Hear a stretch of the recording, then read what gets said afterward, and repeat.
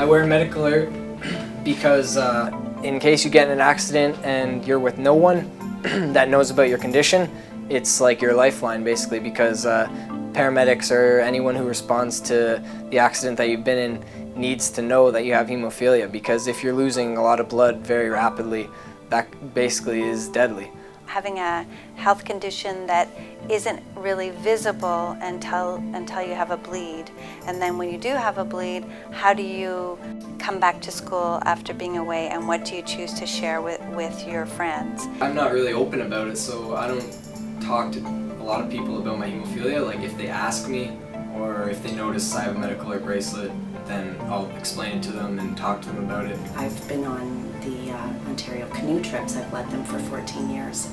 And sometimes around the campfire we've talked about how do we tell our girlfriend, or she may not want to date me anymore, or I'm different, or my needle marks, they might think are drugs.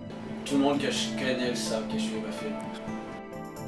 C'est pas quelque chose que j'ai peur de dire. All my friends know that I have it, and I did my grade 8 speech on it. Just that they would look at me differently. If I told them about it, then they just treat me differently than other people. Some children need some support about how to communicate with their peers and how to feel safe to share that they have hemophilia. It's about taking good care of yourself wherever you're doing that, whether it be in the setting of your teeth, wearing a medical alert bracelet, knowing about your disorder, knowing when to go to the hospital. If you're traveling, getting prepared. You want to let us know where you're traveling so we can set you up with enough factor and travel letters and things like that that you would need. And it's always dependent on where you're going in the world and how long you're going for.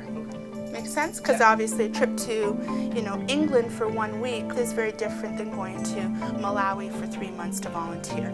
I went to Europe on a school trip. Just in terms of preparation with that, I got travel letters from sick kids, sent an email off to the heads at the hemophilia clinics closest to where I would be. I went through everything with my mom, with the teachers, to make sure they were comfortable. So it was just a matter of not so much me worrying and trying to get myself prepared, but making sure that I had the proper paperwork for it. For the product that I'd bring, I'd look at how many days I was there. So if I was there for like 2 weeks, I'd bring like 10 or 11 vial things. In case I got a really bad bleed, I'd have enough there. So you need to think of those things. What are some of the viruses or illnesses? Like what vaccines do I see? You need to see a travel clinic to make sure that you've got vaccinations. Are those vaccinations safe for you? As someone with hemophilia is going to put more stress on your liver, so you need to talk to your physicians about that. So it's planning. More often than not, it's sort of the more adult challenges that people have to understand that there might be and will be limitations on, and those are issues around work. Sometimes people have to call in sick more often than they'd like to, or their job is of a physical nature that they're challenged in ways that could jeopardize their health. Pour la carrière, c'est sûr qu'il il y a des options qui s'éliminent, mais par contre, j'ai quand même pas mal de choix. C'est juste faut que l'employeur soit avisé.